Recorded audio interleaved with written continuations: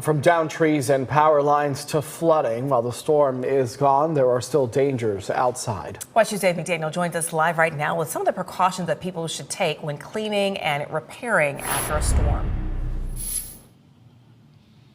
Well, that's right. From the dangers of driving or walking through floodwater to the use of power equipment, do what you can to make sure you do not put yourself at risk. Trained Seminole County crews were out working to help remove downed trees after Milton. The emphasis on trained workers. This is not the time to learn how to use your chainsaw. A lot of storm-related injuries and deaths happen after a storm is over, while cleanup is in full swing and people cope with the unfamiliar. If you are using a generator, please make sure that it's away from your home.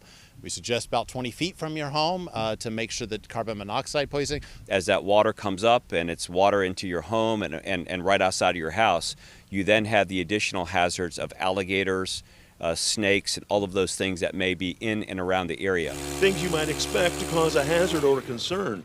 But what many new to Florida may not know, that in addition to chemicals or sewage and street flooding, fire ants survive by floating on debris. So what looked like a leaf coming down in a flooded area hit the individual, and it was actually a pile of army ants or fire ants, and that's how they live if they get trapped on water. And that incident he described ended up killing someone who had an allergic reaction to the fire ant bites. And if you're repairing a roof, wear the right shoes and use caution. Take your time. Wear gloves and watch for downed power lines when you're in the yard. And don't forget to take breaks and find shade and water. Heat stroke and heat exhaustion are real risk. And back to chainsaws. There's a lot of accidents from people that want to do stuff that they've never done before, and you got to be cautious and maybe reach out to a neighbor instead. And for anybody who didn't know about floating fire ants, you're welcome. That's very valuable information. It happens to many more people than you might think.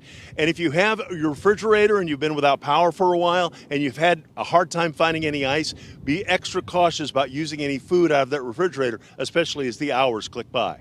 Reporting live in Seminole County, Dave McDaniel, WESH 2 News.